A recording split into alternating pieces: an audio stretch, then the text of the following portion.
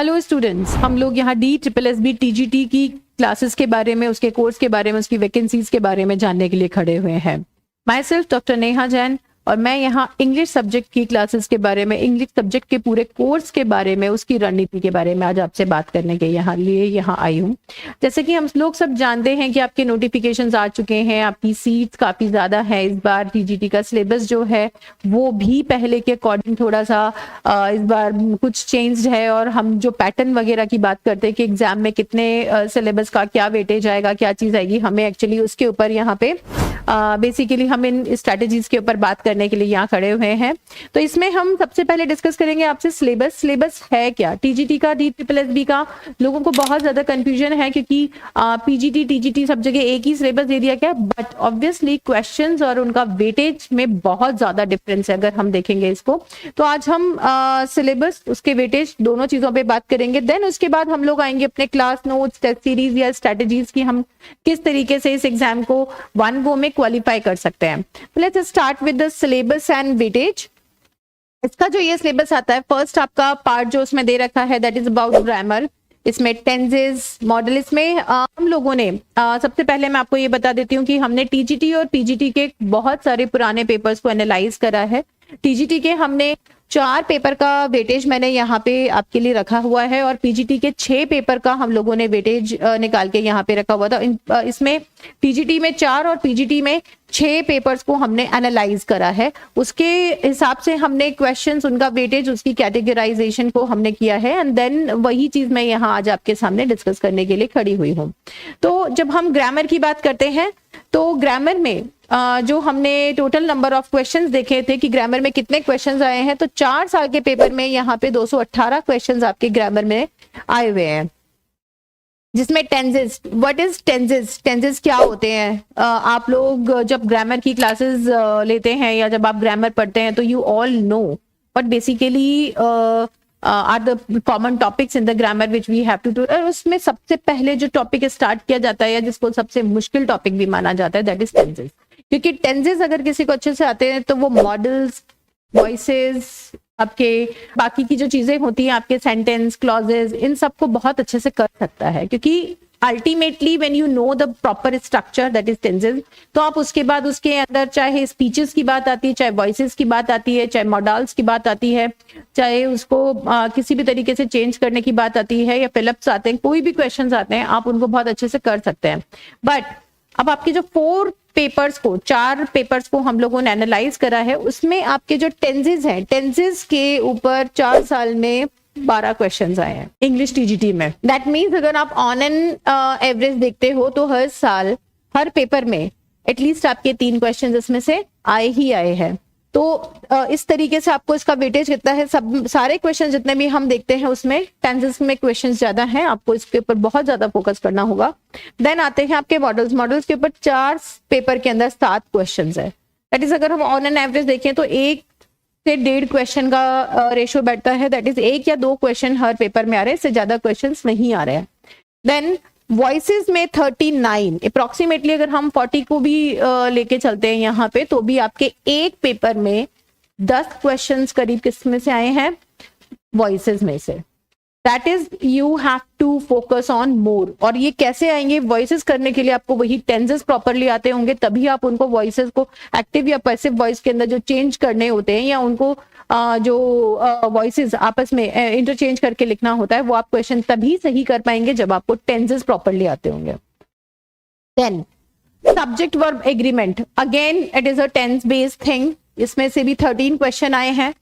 Then conjunctions 21 questions आए हैं। Conjunctions is a very very important term, और you can say a very important part, because अगर हमें conjunctions ढंग से नहीं आते तो हम यहाँ पे कंबाइंड सेंटेंस या जो आपके टाइप्स ऑफ सेंटेंसेस आप जानते हैं, जो आपके कंबाइंड सेंटेंसेस होते हैं, आपके कंपाउंड सेंटेंसेस होते हैं, आप उनको प्रॉपरली फॉर्म नहीं कर पाते बिकॉज आपको सेंटेंस टाइप समझ नहीं आता कि ये कौन से टाइप का सेंटेंस है, यहाँ पे कौन सा कंजंक्शन यूज होगा।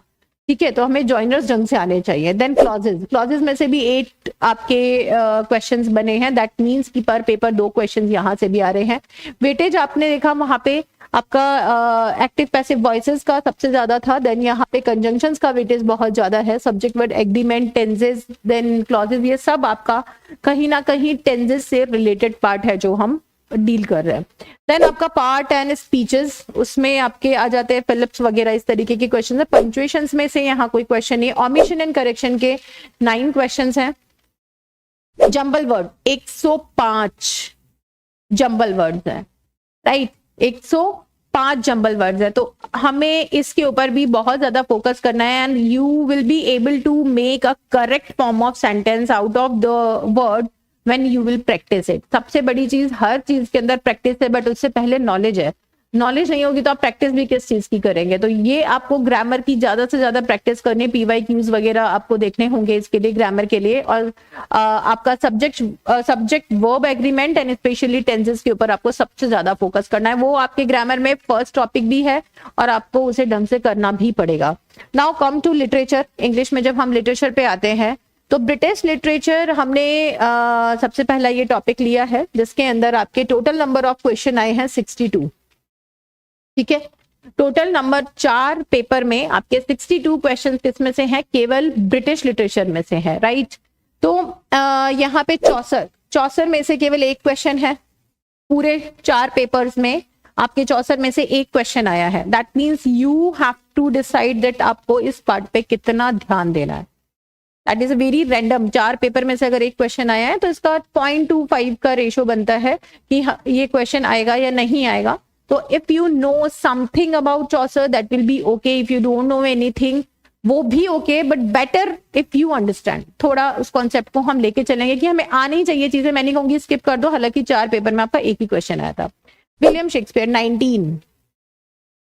That means on an average her paper में यहाँ पे 4 से 5 क्वेश्चन आपके आ रहे हैं विलियम शेक्सपियर पे।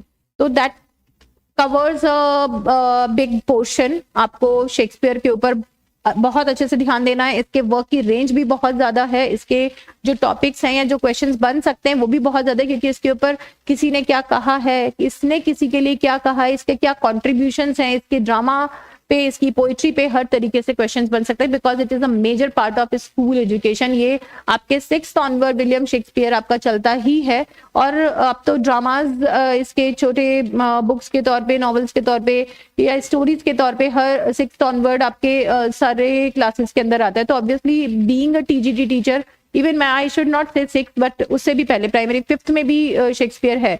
तो आपको उसके ऑनवर्ड अगर आप TGT की बात करते हो तो TGT क्लासेस के अंदर Shakespeare is become a primary writer within the age of like 5th to 8th। बहुत इसमें हर क्लास के अंदर शेक्सपियर है। तो इसी तरीके से इसको यहाँ पे भी वेटेज दिया गया है, आपको इसको ढंग से तैयार करना है। देन मेटाफिजिकल पोइट के ऊपर भी एक क्वेश्चन आया हुआ है। यहाँ मेटाफिजिकल के हमारे 5 पोइट्स हैं, जिनमें से एक क्वेश्चन है पूरे 4 साल में। तो आप, मैं ये नहीं कहूंगी इसे छोड़िए, बीइंग अ टीचर मैं तो नहीं कहूंगी, बट अगर आप इसे पढ़ते भी है तो इसमें जो एक फर्स्ट मेजर राइटर है जॉर्डन, आप उसे पढ़ सकते हैं। नाउ नेक्स्ट, प्यूरिटन में से 2 क्वेश्चन है। ऑब्वियसली यहाँ पे भी आपका एक ही मेजर राइटर आता है, that is Milton. John Milton को अगर आप ढंग से पढ़ते हैं तो आ जाता है। तो इसका भी एवरेज आपका 4 पेपर में 2 क्वेश्चन आए हैं। रेस्टोरेशन 1 क्वेश्चन आया है। ऑगस्टिन 1 क्वेश्चन आया है। ट्रांसीडेंटल में से 4 क्वेश्चन आए हैं। ट्रांसीडेंटल में से 4 क्वेश्चन क्यों आए हैं? क्योंकि कहीं ना कहीं इसके अंदर क्रिटिसिज्म भी आ जाता है, इसके अंदर आपका राइटर्स भी आ जाते हैं। दोनों ही पोर्शन को अगर हम ढंग से देखते हैं तो यहाँ पे ट्रांसीडेंटल का वेटेज बढ़ता है, क्योंकि ओवरऑल भी ट्रांसीडेंटल एज जो है उसमें काफी मेजर राइटर्स आते हैं। आपके विलियम ब्लेक आ जाते हैं, डॉक्टर सैमुअल जॉनसन आ जाते हैं, इसमें आपके ग्रेवयार्ड स्कूल ऑफ पोइट्री आ जाती है, इसमें बहुत सारे आपके मैगजीन्स आ जाती हैं। तो इसमें से क्वेश्चंस बनते हैं, राइट, इसमें से क्वेश्चंस बनते हैं। And this is the age जो कि रोमांटिक को प्रोवोक कर रही है, आगे रोमांटिक को लेके आ रही है। तो यहाँ पे इसकी कैरेक्टरिस्टिक्स के ऊपर इसमें यहाँ पे फ्रेंच रिवॉल्यूशन भी आ जाता है। तो इम्पैक्टिंग फैक्टर भी बहुत ज्यादा है, हमें वो चीज यहाँ पे पढ़नी पड़ेगी, बिकॉज यहाँ पे हिस्टोरिकल बैकग्राउंड प्लस आपका लिटरेरी बैकग्राउंड दोनों के ऊपर क्वेश्चंस आते ही आते हैं। इंडस्ट्रियल रिवॉल्यूशन यहाँ पे हुआ था, आपका नॉवल राइटिंग यहाँ स्टार्ट हो जाती है, क्रिटिसिज्म यहाँ मेजर स्टेज पे आ जाता है, देन रोमांटिसिज्म को ये प्रोवोक करता है, फ्रेंच रिवोल्यूशन यहाँ आ जाता है, नेपोलियन वॉर यहाँ आती है, तो ये बहुत सारी चीजों को लेकर आता है। इसीलिए मे बी यहाँ पे थोड़े क्वेश्चंस आपके हर पेपर में एक क्वेश्चन तो इस एज से है ही है। देन रोमांटिक 16 क्वेश्चंस, वही सिमिलरली लाइक जैसे हमने शेक्सपियर को देखा, यहाँ पे भी William Wordsworth, John Keats, Coleridge, Shelley, इनके ऊपर आपके क्वेश्चंस काफी ज्यादा आ रहे हैं। क्यों? क्योंकि ये वापस से मेजर राइटर्स हो गए। विलियम वर्ड्सवर्थ के लिए आई शुड से और कीट्स के लिए आई शुड से कि यहाँ ये आपके वही 5th 6th ऑनवर्ड स्टार्ट हो जाते हैं राइटर, और इनकी भी लगभग हर साल कोई ना कोई छोटी या बड़ी पोइट्री या कुछ ना कुछ कॉन्ट्रीब्यूशन इनका आता ही आता है। पीबी शैली हो गया, राइम ऑफ एंशिएंट मैरिनर आपके पोइट्री है जिसके पार्ट्स आपके स्कूल में आते हैं। तो this is the age, William Shakespeare is the Elizabethan age, और उसके बाद आपके रोमांटिक एज जिसमें ट्रांसीडेंटल भी कहीं ना कहीं इसका पार्ट माना जाता है। तो यहाँ पे जो राइटर्स हैं उनमें से क्वेश्चंस आ रहे हैं आपके। देन विक्टोरियन में से 10, Victorian is a very major age, क्योंकि दिस इज द एज जहाँ पे पोइट्री साइडलाइन होती जा रही है और नॉवल बहुत ज्यादा आई है। इंडस्ट्रियल रिवोल्यूशन एक पीक पे था और बहुत सारे सोशल चेंजेस आए थे सोसाइटी के अंदर, रूल में चेंज आया था, हिस्ट्री में बहुत बड़े चेंजेस आए हैं। तो उन सब का जो इम्पैक्ट यहाँ पड़ रहा है वो एज इट इज हमें प्रोज के अंदर नजर आ रहा है, एज इट इज हमें नॉवेल्स के अंदर नजर आ रहा है। तो obviously this is the age which became symbolic age for literature. तो हम जैसे विलियम शेक्सपियर की बात करते हैं, उसी तरीके से रोमांटिक और विक्टोरियन एज भी एक तरीके से सिंबॉलिक एज है, जहाँ पे बहुत ऐसा लिटरेचर है जिसे कि हमें देखना ही है, जिसको हम अवॉइड नहीं कर सकते, किसी भी पर्सपेक्टिव से अवॉइड नहीं कर सकते। यहाँ पे जो है मेजर राइटर्स आपके Dickens, Hardy, which became the synonym of literature. तो आपका शेक्सपियर हो गया, हार्डी हो गया, डिकेंस हो गया, वर्ड्सवर्थ हो गया, कीट्स हो गया, ये ऐसे राइटर्स हैं which became the synonym of literature. इनके बिना हम लिटरेचर नहीं आइडिया लगाते कि ये लिटरेचर है। तो this is the age. Then modern age, क्योंकि इसमें T S. Eliot, G B. Shaw and कई ऐसे राइटर्स हैं जो हमारे डे टू डे की चीज़ों के, डे टू डे की सिलेबस, नॉट चीज़ें बट डे टू डे की जो सिलेबस है, स्कूल सिलेबस है, वो कोई भी आप सीबीएसई का कर रहे हो, आप DSSB, आप MCD, आप ICS, ये जिसका भी सिलेबस ले रहे हैं, उन सारे ही सिलेबस के अंदर इन राइटर्स के शॉर्ट एंड बिग पोइट्रीज हैं। हॉपकिंस की, जी.बी. शॉ मैं आपको जनरली बताया, उसके अलावा कॉनरेड की जो वर्क्स हैं वो आ जाते हैं, Heart of Darkness and all. Then उसके बाद आपके टी.एस. इलियट मेजर राइटर्स हैं, W.B. यीट्स आपके सिलेबस के अंदर जाते हैं। तो ये पोर्शन जहाँ पे आपको ये क्वेश्चन, नंबर ऑफ क्वेश्चंस कम दिख रहे हैं, इनका डेफिनेटली पार्ट पीजीटी में ज्यादा होगा, लेकिन पीजीटी का मैं नेक्स्ट वीडियो में आपका डिस्कशन करूंगी। अभी मैं पीजीटी का डिस्कशन नहीं कर रही हूँ, मैं सिर्फ टीजीटी को फोकस करके कर रही हूँ। काफी अच्छी सीट्स निकली है एंड जितने भी बच्चे प्रिपेयर करें, आई जस्ट वांट कि वो क्लासिफाइड तरीके से अपना वेटेज देके सेक्शंस को पढ़ें, वो बहुत ज्यादा टाइम वेस्ट ना करें। इसीलिए इतना मंथन करने के बाद इतना प्रिसाइसली सारे पेपर्स को निकाल के, उनका क्रक्स निकाल के आपके सामने रखा है कि आपको कौन सी एज ढंग से पढ़नी है, कौन सा लिटरेचर बहुत ज्यादा ढंग से पढ़ना है। ये आपका ब्रिटिश लिटरेचर था। पोस्ट मॉडर्न में से यहाँ कोई क्वेश्चन नहीं है।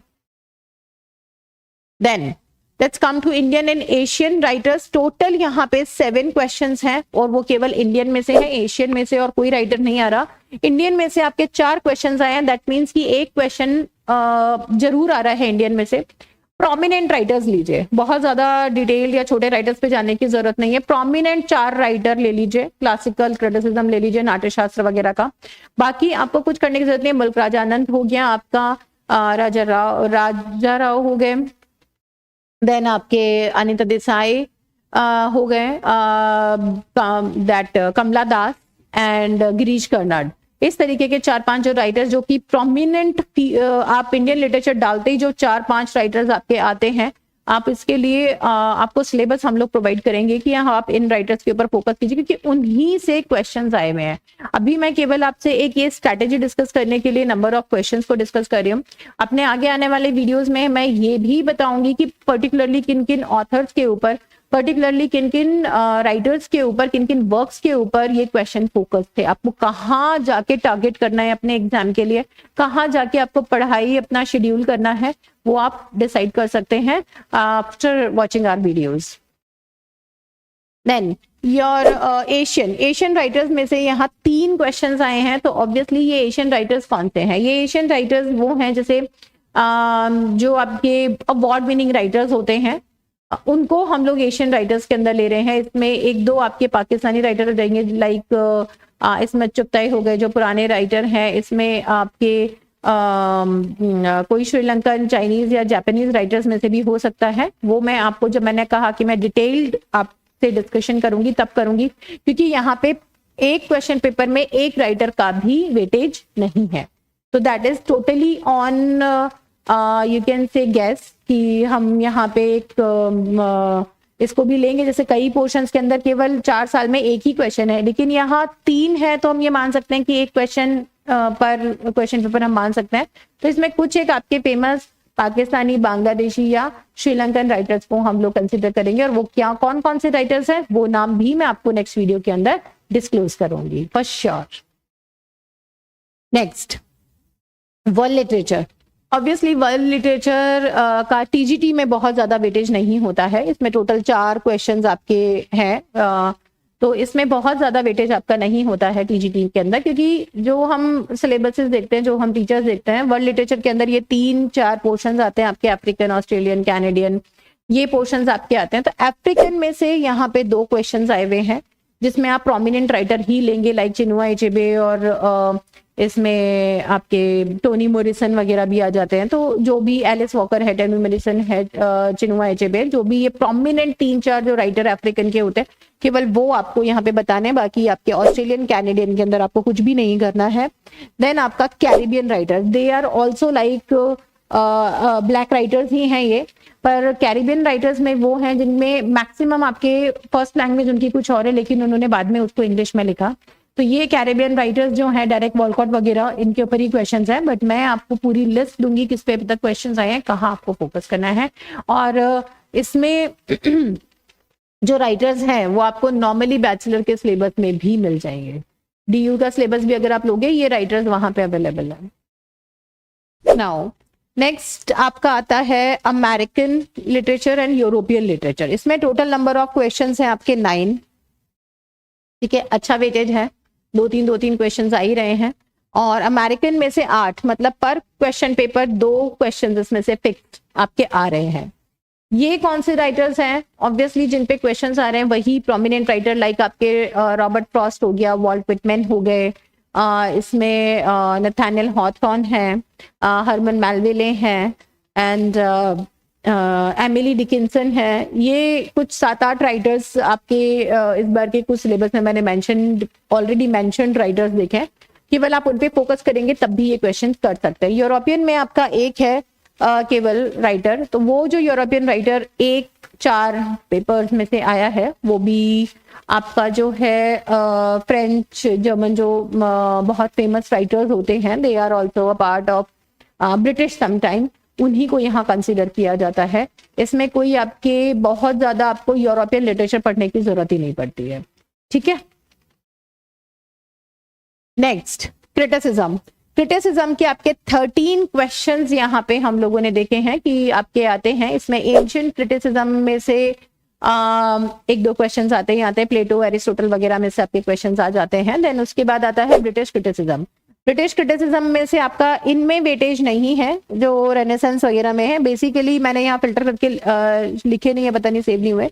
आपके जो क्वेश्चंस आते हैं वो आपके 18th century, 19th century, 17, 18 and 19th century के जो क्रिटिक्स हैं उन पे से क्वेश्चंस आते हैं, जिसके अंदर आपका जॉन ड्राइडन हो गया, Alexander Pope, doctor Samuel Johnson, आपके Wordsworth, Coleridge, John Keats, P B Shelley, और आपके 19th सेंचुरी जो लिटरेचर है, जो विक्टोरियन एज आता है, उसके अंदर जो आपके क्रिटिक्स आ जाते हैं, लाइक फॉर एग्जांपल ये है आपके मैथ्यू आर्नोल्ड, राइट।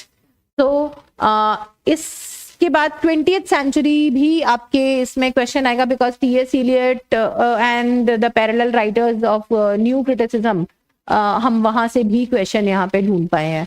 तो जितने भी राइटर्स हैं उनका भी आपको जो, और हम क्लासिफिकेशन आप लोग जो सोच रहे होंगे कि यहाँ पे हमने डिस्कशन क्यों नहीं किया, because it is not a level, or it is not our second or third interaction. Obviously this is the first class where I am just giving you a classification of the criteria. जो आपका syllabus है, जो आपकी units है, कि आप उन units में से किस पे आपको सबसे ज्यादा फोकस करना है, किस पे नहीं करना है. अभी पहले मैं एक प्राइमरी डिस्कशन आपके साथ करना चाहती थी.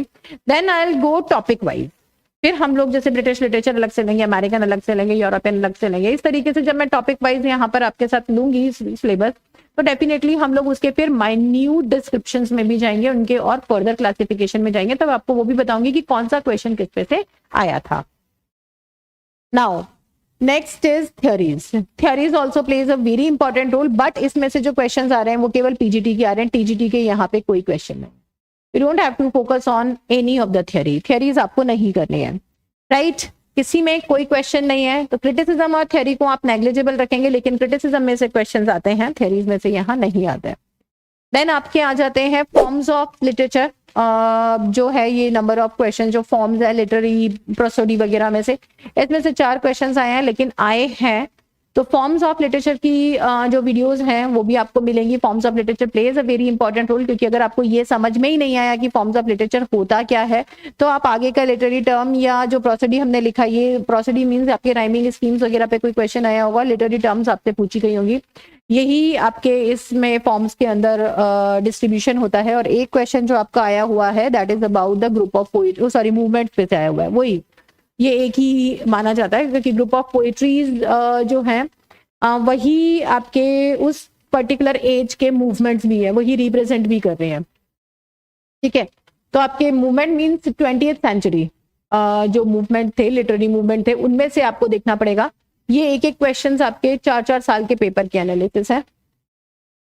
Then linguistics. लिंग्विस्टिक्स में से यहाँ पे टीजीटी में टोटल 3 क्वेश्चंस मुझे मिले जो पूछे गए हैं, और वो बेसिक आपके लैंग्वेज से पूछे गए थे.